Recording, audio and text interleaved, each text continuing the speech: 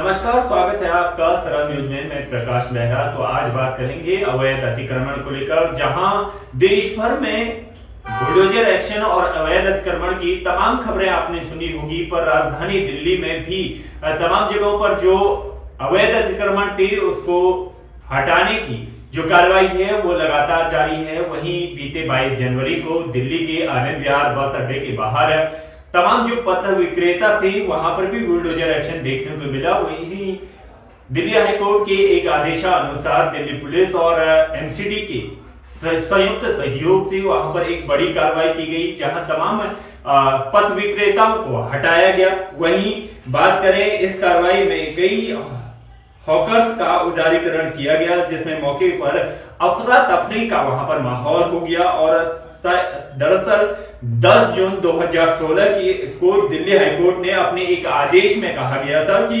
महिला hawkers welfare association से जुड़े 114 वेंडर्स को संरक्षण प्रदान किया जाए। और साथ ही इसके बावजूद 22 जनवरी को एमसीडी ने आरोप प्रत्यारोपों के बीच तैयारी की गई और 105 हॉकर्स की एक बड़ी सूची तैयार की। और साथ ही दोनों पक्षों की दलीलें सुनने के बाद दिल्ली हाईकोर्ट ने 105 अनाधिकृत जो वहां पर हॉकर्स थे, जो पक्के कब्जे थे, उनको हटा दिया। साथ ही हॉकर्स ने यह भी दावा किया कि एमसीडी की टाउन वेंडिंग कमेटी द्वारा एक इनका सर्वे किया गया था और इसमें कई वेंडर्स के पास वेंडिंग सर्टिफिकेट भी मौजूद थे। अब सवाल उठता है कि अगर उनके पास वेंडिंग सर्टिफिकेट है, उसके बावजूद भी इन पर अनाधिकृत कैसे कहा जा सकता है? क्योंकि अगर एमसीडी के द्वारा या फिर दिल्ली सरकार के द्वारा या फिर एनडीएमसी के द्वारा जो वेंडिंग कमेटी के जरिए जो सर्टिफिकेट उनको दिया है, इस पर तमाम सवाल खड़े होते हैं कि अगर उनके पास सर्टिफिकेट है तो उन पर इस तरह के अनाधिकृत होने का कैसे आरोप लगाया जाता है। और यही नहीं बल्कि आज की जो कार्रवाई हुई उससे तमाम जो महिला हॉकर्स थे उन्होंने तमाम प्रदर्शन किए। उन्होंने कहा कि इस तरह से कैसे हो सकता है। और यही वेलफेयर एसोसिएशन के अध्यक्ष सीमा धीमान ने भी एक बड़ा ऐलान किया है। सीमा धीमान ने एमसीडी के असिस्टेंट ऑफिसर द्वारा पेश की गई 105 हॉकर्स की सूची और पूरे इस मामले को अब तक सुप्रीम कोर्ट में चुनौती देने की उन्होंने बात कही है। यही नहीं, सवाल अब ये उठता है कि आज अगर सर्टिफिकेट मौजूद है तो उनको यही बात आती है कि अनाधिकृत कैसे कहा जा सकता है? ये भी बड़ा सवाल है। दूसरा सवाल ये भी है कि क्या हॉकर्स के साथ ये अन्याय हुआ है या फिर कोर्ट के आदेश का जो सही तरीके से इस्तेमाल किया गया है या फिर सही तरह से इसका पालन किया गया है? इस पूरे मामले पर यही सबकी नजरें टिकी है कि क्या आने वाले समय में सुप्रीम कोर्ट में ये मामला अगर जाता है तो क्या इस मामले में बड़ी राहत मिलेगी? क्या जो तमाम वेलफेयर एसोसिएशन के जो लोग हैं उनको बड़ी राहत मिलेगी? सुप्रीम कोर्ट पर ही सबकी नजरें टिकी हैं। अब सरकार पर भी तमाम तरह के सवाल खड़े होते हैं कि अगर सर्टिफिकेट दिए गए हैं तो ये अनाधिकृत कैसे हो सकते हैं? एक तरफ अगर देखें तो दिल्ली सरकार सौंदर्यीकरण की बात करती है, तो दूसरी तरफ यहाँ जो गरीब तबके के लोग हैं, जो दबे कुचले लोग हैं, समाज से दबे कुचले लोग हैं, जो अपना पालन पोषण कर रहे हैं, उसके बावजूद भी दिल्ली सरकार लगातार उनके सहयोग से एमसीडी हो या एमसीडी हो या फिर एनडीएमसी हो या फिर दिल्ली पुलिस हो, तमाम तरह से इनकी जो खान पान का, रहन सहन का जो तमाम तरह की चीजें हैं उनको उजाड़ने में लगी है। यानी अवैध तरह की जो ठहराया जा रहा है, जबरदस्ती उन पर ठहराया जा रहा है कि ये अनाधिकृत है। कैसे अनाधिकृत हो सकती है? तमाम तस्वीरें आपने दिल्ली में देखी होगी कि किस तरह से बुलडोजर एक्शन हुआ और किस तरह से दिल्ली सरकार लगातार अपने आप को साफ बनाने की कोशिश करती है। पर यहाँ पर तमाम तरह से सवाल उठते हैं कि अगर आपके जरिए सर्टिफिकेट दिए गए हैं तो उसके बावजूद भी ये अनाधिकृत कैसे हो सकते हैं? आपकी क्या राय है? आप भी कमेंट सेक्शन में जाकर जरूर बताएं। और इस खबर पर पूरी प्रतिक्रिया क्या है? क्या इन सवालों से दिल्ली सरकार को इस पर एक्शन लेना चाहिए? क्या इस तरह से प्रशासनिक एक्शन जो दिल्ली सरकार ने लिया है, एमसीडी और दिल्ली पुलिस के सहयोग से ये एक्शन लिया गया है, क्या ये सही है? आप भी कमेंट सेक्शन में जाकर जरूर बताइए। इस पूरी खबर पर आपकी क्या प्रतिक्रिया है? तब तक के लिए नमस्कार। आप देखते रहिए सरल न्यूज और ये खास रिपोर्ट अनिल गुप्ता के सहयोग से जिस तरह से यहाँ पर मुहिम की गई, उसका भी इस तरह से जो यहाँ पर तमाम प्रतिक्रियाएं थी, आप भी प्रतिक्रिया देने ना भूलें। फिलहाल आप देखते रहिए अनिल गुप्ता की ये खास रिपोर्ट। आज आनंद विहार बस अड्डे पर हाई कोर्ट के ऑर्डर पर जो कार्रवाई चल रही है इंक्रोचमेंट को लेकर, क्या कहना चाहिए? देखिए, ये कार्रवाई जो है ये बहुत पहले शुरू हुई थी। इसकी ये 2016 में जब एमसीडी ने यहाँ से अटेम्प्ट किया था इनको इंक्रोचमेंट को रिमूव करने का, तो ये इनकी पूरी की पूरी यूनियन जो है ये कोर्ट में चली गई थी और इनको कोर्ट से स्टे मिल गया था 10 जून 2016 को। और उसको हटाने के लिए रिक्वेस्ट भी किया गया, स्टे ऑर्डर को वैकेट कराने के लिए भी कोर्ट से रिक्वेस्ट की गई थी, लेकिन वो स्टे कंटिन्यूड था। तभी हम लोग यहाँ से हटा नहीं पा रहे थे। तो अब की बार जब यहाँ पर दिल्ली में प्रदूषण का लेवल इतना बढ़ा, तो आनंद विहार जो है हमारा दिल्ली में 13 हॉटस्पॉट है प्रदूषण के, उनमें से एक है। तो यहाँ पर काफी ज्यादा इसकी वजह से काफी ट्रैफिक जाम लगता था। तो हमारे कई सारे हायर ऑफिसर्स की विजिट हुई, मंत्री जी आए, उन्होंने भी कहा कि ये इंक्रोचमेंट है, इसको रिमूव कराइए। तो उस समय हमने उन्होंने बताया था कि यहाँ पर जो कोर्ट स्टे की वजह से नहीं है, तो स्टे को वैकेट कराने का फिर हम लोगों ने पूरा प्रयास किया। अपनी लीगल टीम के थ्रू हमने यहाँ पे स्टे वैकेट कराया है। 22 तारीख को ऑर्डर आया था, जिसमें हमें ये डायरेक्शन था कि हमें यहाँ पे जो रेडी पटरी वाले हैं और जो परमानेंट स्ट्रक्चर लगा रखा है, इनको हमें इन्फॉर्म करना है पहले कि भाई कि आप अपना यहाँ से हटा लीजिए और 31 तारीख को आपको कार्रवाई करनी है। ये भी कोर्ट ऑर्डर में ही लिखा था। तो आज हमारी कार्रवाई चल रही है कोर्ट के डायरेक्शंस के साथ। लेकिन एमसीडी टाउन ब्रांडिंग कमेटी ने इन लोगों का सर्वे भी किया है, बैंडिंग ऑफ सर्टिफिकेट भी दिया है। हाँ। उसके बावजूद भी देखिए, सर्टिफिकेट ऑफ वेंडिंग की कुछ कंडीशंस हैं जिसको कि ये पूरी तरीके से पालन नहीं कर रहे थे। उसमें मोबाइल वेंडिंग का प्रोविजन है। और दूसरा ये है कि वो किसी भी तरीके से रोड और रोड को और फुटपाथ को वहां पर कुछ भी काम नहीं कर सकते हैं जिससे कि आपका वेहिकुलर मूवमेंट और पेडेस्ट्रियन मूवमेंट ब्लॉक हो। तो इसमें इन दोनों कंडीशंस का वायलेशन भी हो रहा था। तो कोर्ट ने और जो एमसीडी ने भी जो सीओबी इशू कर रखे हैं उसमें भी कंडीशंस दी गई हैं। तो आप अगर कंडीशंस को फॉलो कर रहे हो तो ये नौबत नहीं आती। तो ये अपनी मोबाइल वेंडिंग करें और जो कंडीशन सीओबी की दी हुई है उसको पालन करें, बस ये है। लेकिन परमानेंट ढांचा स्ट्रक्चर बना करके जिससे कि किसी भी तरीके से रोड पे जो पैदल चलने वाले लोग हैं, गाड़ियां हैं, इनके मूवमेंट को ब्लॉक ना करें, बस ये दो चीजें हैं। तो 105 लोगों की लिस्ट हाई कोर्ट में ईओ साहब ने वो पार्टी वही लोगों को उन्हीं लोगों ने स्टे लिया था कोर्ट में, तो वो लिस्ट है, वही लिस्ट है। तो उसके लिए आप आगे क्या आदेश करेंगे इनके लिए? नहीं, आदेश क्या, कोर्ट का आदेश बिल्कुल साफ है। कोर्ट का आदेश बिल्कुल साफ है। उसमें ये कहीं पर भी अपनी मोबाइल वेंडिंग करें और मोबाइल वेंडिंग करें सीओबी की कंडीशंस के पालन करते हुए। आज आनंद विहार बस अड्डे पर पथ विक्रेताओं का उजारीकरण हो रहा है। हाई कोर्ट का एक ऑर्डर भी आया कि पहले सौंदर्यीकरण करो फिर वेंडर्स को बैठा लो। लेकिन वेंडर्स को बैठा लेंगे कैसे? सभी को तो एक ही लाइन में हाँक दिया एमसीडी ने कि मोबाइल वेंडर्स हैं, खड़े होकर वेंडिंग करेंगे, लेकिन बैठेंगे कहाँ पर? क्या कहना चाहेंगे इस पे? ये तो एमसीडी बताएगी हम बैठेंगे कहाँ पर। उन्होंने तो हमें कह दिया यहाँ से जाओ। अच्छा, अब उनसे पूछ रहे तो उसका जवाब ही नहीं दे रहे हो। अच्छा, वो यूं कह रहे हैं पहले इसको टाइल लगाएंगे, पौधे लगाएंगे आपके लिए, उसके बाद बैठाएंगे। अब टाइल पत्थर लगा देंगे तो बैठाएंगे कहाँ पे हमें? ये उस टाइल पत्थर पे तो बैठने नहीं देंगे। तो उसका कर्मचारी भी लगाएंगे साफ सफाई के लिए, तो फिर हम लोग कहाँ जाएं? अब हम लोग गवर्नमेंट से ये चाहते हैं कि अगर गवर्नमेंट हम लोगों को हटा रही है तो गवर्नमेंट हम लोगों को कहीं ना कहीं तो ऐसी व्यवस्था बनाए जिससे हम अपने घर वालों को पाल सके, अपने बाल बच्चे पाल सके। लेकिन प्रधान जी, एक बात बार बार सामने आती है कि आप हर साल यहाँ पर जागरण भी कराते हो आज, और यहाँ पर जागरण होता है, जागरण बड़े बड़े नेता आते हैं, आप बड़े बड़े नेताओं का स्वागत करते हैं।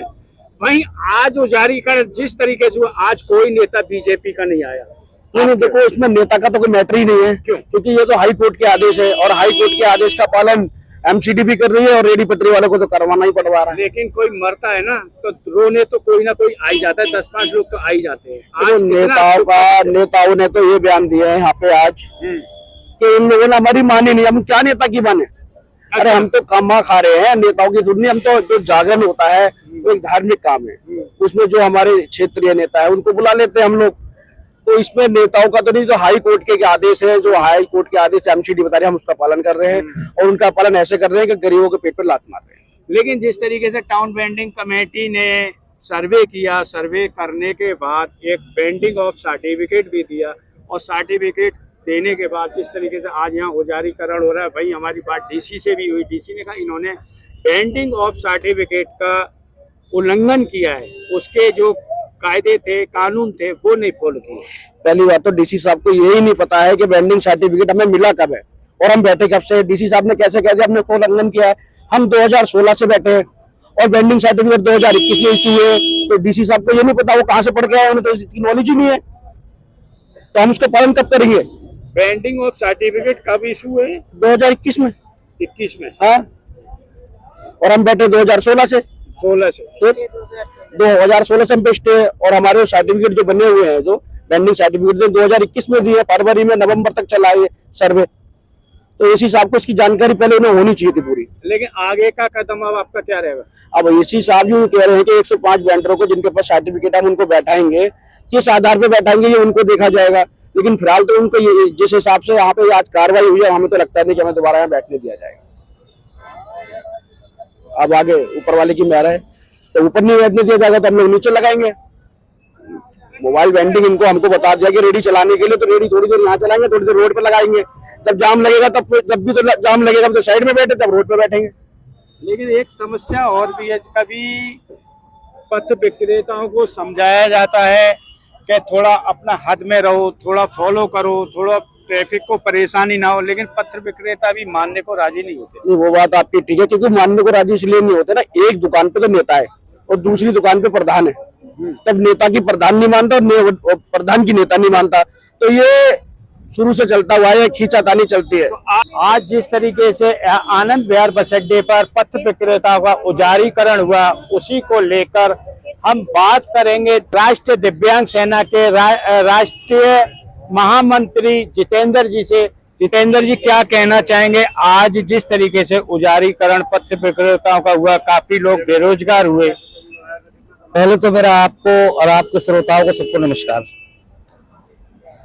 आज ये जो हुआ है ये बहुत ही गलत हुआ है एक तरह से, क्योंकि 105 की इन्होंने जो हाई कोर्ट ने लिस्ट दी है, 105 की पहली बात तो वो फर्जी है पूरी तरह से, क्योंकि जो लोग वो दिए हैं इन्होंने शायद पता नहीं ले दे के या कैसे किए हैं, ये जाने इनका कर्म जाने।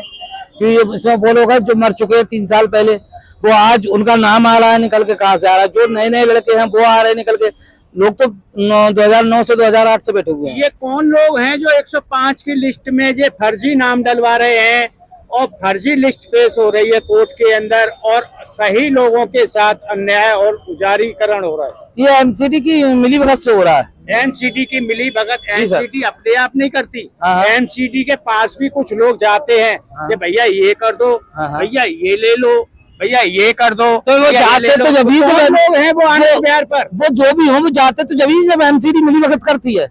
अगर एमसीडी मिलीभगत ना करे तो दूसरा कोई क्यों जाएगा? नहीं नहीं नहीं, नहीं। अगर वो मना कर दे कि हम बात नहीं करनी है। जी सर, बात ये नहीं है, बात ये है कि यहाँ पर ग्रुपबाजी है। जी सर, आज ग्रुपबाजी के कारण ही यहाँ पर जो उजारीकरण हुआ, आज वो ही कारण है ग्रुपबाजी का। लेकिन ये 105 की लिस्ट के अंदर कौन लोग हैं जो नाम डलवाते हैं और फर्जी लिस्ट लेके हाई कोर्ट में पेश करा देते हैं, उनमें कुछ अफसर भी जिम्मेदार हैं, कुछ यहाँ के वेंडर्स भी जिम्मेदार, हाँ, बिल्कुल यहाँ के नेता भी जिम्मेदार है। बिल्कुल है, बिल्कुल है। जो दूसरा धारा है वो चाहता है कि हमारे आदमी आए आगे, ले दे के काम चल जाए, जैसे भी हो काम अपना बन जाए, अपना होना चाहिए। वरना एक चीज बताइए, जो आदमी 3 साल पहले मर चुका है उसका नाम कैसे आ जाएगा? अभी सर्वे हुआ है थोड़े दिन पहले, कहाँ से आ जाएगा? इसका मतलब कहीं ना कहीं संशय है, नियत ठीक नहीं है। एमसीडी की भी, वो भी कहीं ना कहीं खा रही है। अब अगला कदम क्या रहेगा आप लोगों का? अगला कदम हमारा ये रहेगा कि अब यहाँ से तो हमें न्याय मिला नहीं है, हाई कोर्ट से न्याय नहीं मिला है, अब हम आगे सुप्रीम कोर्ट में याचिका दायर करेंगे, अपनी बात बाहर रखेंगे, देखेंगे कि सुप्रीम कोर्ट हमारी फेवर में क्या करता है। अब आप खुद सोचिए, 105 लोगों को चलो आपने रोजगार दे दिया, बाकी जो और 100, 150, 200 लोग हैं, उनके बच्चे, उनके परिवार कहाँ जाएंगे? लेकिन यहाँ तो रोजाना आंधी की आंधी आती है, हर रोज दो चार जन्म लेते रहते हैं पटरी वाले। प्रधानमंत्री क्या कर रहे थे? उन्होंने लोन दे दिया, इसलिए दे दिया। प्रधानमंत्री ने लोन उन लोगों को दे दिया था जो लोग पिछले समय से कार्य करते। लेकिन यहाँ आनंद विहार पर देखा जाए तो रोजाना डेली एक रेडी, एक दुकान डेली जन्म लेती है। प्रधानमंत्री ने जब लोन दिया था, सर्वे करवाया दुकानों का, बाकायदा फोटो खींचे दुकानदार के और दुकानों के, किस बेस पे खींचे? क्यों दिया आपने लोन अगर आपको नहीं लगाने देना था तो? लेकिन लोगों का ये भी कहना है कि यहाँ पर माफियावाद पथ विक्रेताओं को लेकर बहुत पकड़ो ना उन्हें, गवर्नमेंट तुम्हारी है, दिल्ली में सरकार तुम्हारी है, केंद्र में तुम्हारी है, पकड़ो उन्हें। नहीं जितेंद्र जी, एक एक माफिया के पास 25-25, 30-30 दुकानदार हैं और वो दुकानदार नहीं है जो दुकान लगा रहे हैं। इन्हें हम पकड़ेंगे, ये हम पकड़ेंगे इन्हें। कौन पकड़ेगा? हम पकड़ेंगे। आज उजारीकरण हो रहा है तो आप सुप्रीम कोर्ट जा रहे हो? नहीं बिल्कुल जाएंगे, हम अपने लिए जा रहे हैं, हम अपने लिए जा रहे हैं। आपके साथ में वो मजे लेंगे। ये ऐसा है, टीवीसी मेंबर जो है यार, माफिया है धर्मवीर, उसने कराया, ले दे के काम उसने किया है, क्योंकि उससे मिलता है मोटा, हमसे मिल नहीं पाता। क्या ये वही माफिया है जो फुट ओवर ब्रिज पर काफी समय से यहाँ पर कम से कम ना 50 आदमी या 70 आदमी या 100 आदमियों का फुट ओवर ब्रिज बंद कर जाम करा देता है, जो लोगों के पैदल चलने के लिए है। वहीं काफी लोगों का एक्सीडेंट होता है, लेकिन प्रशासन उस तरफ नजर नहीं देगा। लेकिन यहाँ पर आज मैं इस बात का भी खुलासा करूंगा कि कितना बड़ा यहाँ पर पथ विक्रेताओं को लेकर माफियावाद है, लेकिन उनके चक्कर में इस वही जाते हैं जो पिछले समय से हाई कोर्ट के स्टे ऑर्डर पर काम कर रहे थे, और वहीं उनका सर्वे करके टाउन बेंडिंग कमेटी ने उनको बेंडिंग ऑफ सर्टिफिकेट दिया। वही उन लोगों के चक्कर में आकर आज जो हाई कोर्ट में लिस्ट जारी की है, ये लिस्ट वही है एओ के द्वारा जो धर्मवीर माफिया ने लगवाई है। हाँ ये वही है, अगर ये वह नहीं होती तो मेरा नाम भी होता इस लिस्ट में।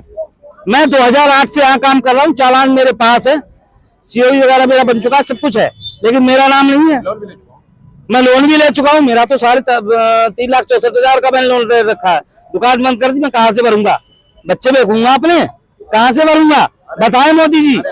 लेकिन क्या कभी इन माफियाओं के अगेंस्ट किसी पथ विक्रेता ने या किसी संगठन ने या कुछ लोगों ने इकट्ठे होकर कोई कार्रवाई की? डरते हैं, डरते हैं। हाँ बदमाश हैं। हाँ बिल्कुल। कितने बड़े बदमाश? हाँ बिल्कुल है, कितने बड़े बदमाश हैं? बहुत बड़े बदमाश है। यहाँ पे तो हिम्मत नहीं है उनके सामने बोलने की। वहीं पथ विक्रेताओं का उजारीकरण भी हुआ और काफी लोग बेरोजगार हुए, इसको लेकर क्या कहना चाहेंगे आप आज? मैं पहले अपना परिचय देना चाहता हूं। मैं हाकिम सिंह पटेल, राष्ट्रीय दिव्यांग का राष्ट्रीय अध्यक्ष। ये इनोक्यूमेंट हुआ है तो मैं सरकार से ये जानना चाहता हूं कि मोदी जी ने जो पथ विक्रेताओं के लिए, रेहड़ी पटरी वालों के लिए जो लोन दिलाए थे, तो वो लोन कहां से भरेंगे? अगर हटाना है तो ये लोन क्यों दिलाए थे? पहले आश्वासन दिया गया था कि लोन लेके आप अपना रोजगार चलाओ। इधर मोदी जी कहते हैं कि रोजी रोटी कमाओ और अपना पैसा नहीं है तो लोन लेके अपना काम चलाओ। इधर हाई कोर्ट कहता है कि रेहड़ी पटरी उपजाओ। और इस आनंद विहार पे जो ऑर्डर दिया हाई कोर्ट ने, मैं उस पीठ सिंह से साहब से ये जानना चाहता हूं कि जो फुटपाथ को छोड़ के बिल्कुल साइड में बैठे हुए थे, उन्हें उजाड़ के अब जो 105 वेंडरों को जो आदेश दिया चलता फिरता, अगर जब फुटपाथ भी छोड़ना है, 60 फीट रोड भी छोड़ना है, 25 फुट सर्विस लाइन भी छोड़ना है, तो उसके बाद ये चलने फिरने वाले कहां पर लगाएंगे? बीच रोड पे चलेंगे, उससे जाम नहीं होगा। हर इंसान को यही दिक्कत है कि आने जाम होता है। जाम का कारण कोई ये नहीं जानना चाहता। जो काली पीली अनऑथराइज्ड बसें चलती हैं, उनसे बीच रोड पे ट्रैफिक पुलिस द्वारा भरवाया जाता है और बीच रोड पे ऑटो टैक्सी लगाई जाती हैं, उससे जाम नहीं होता है।